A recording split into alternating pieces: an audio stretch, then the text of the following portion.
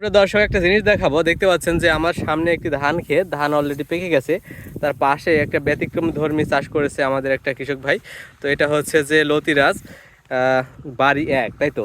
তো এটা এটা হচ্ছে যে এক ধরনের কচু। তো আমরা যে জিনিসটা সংগ্রহ করি সেটা হচ্ছে যে এই জিনিসগুলা, মানে এই যে এগুলা, এটা হচ্ছে লতি হিসাবে মানে সংগ্রহ করি। এটাই হচ্ছে যে খাওয়ার জন্য ব্যবহার হবে। আর এই গাছগুলা তো এরকমই থাকবে নাকি? হ্যাঁ, এভাবেই থাকবে। তার এই যে আশেপাশে এই জিনিসগুলো সংগ্রহ করে খাওয়া হবে। আপনারা বিভিন্ন জায়গায় দেখতে পাবেন, বাজারে অনেক জায়গায় এগুলো বিক্রি হয়। তো এটা আসলে খুবই সুস্বাদু একটা মানে সবজি, আমি বলবো খুবই সুন্দর। তো সবাই যখন ধান চাষে আগ্রহী, এগুলাতে ধান চাষ, এদিকে পাট চাষ নিয়ে ব্যস্ত, তখন আমাদের এই যে এই কৃষক ভাই অন্যরকম কিছু একটা চেষ্টা করেন সবসময়, আপনারা জানেন।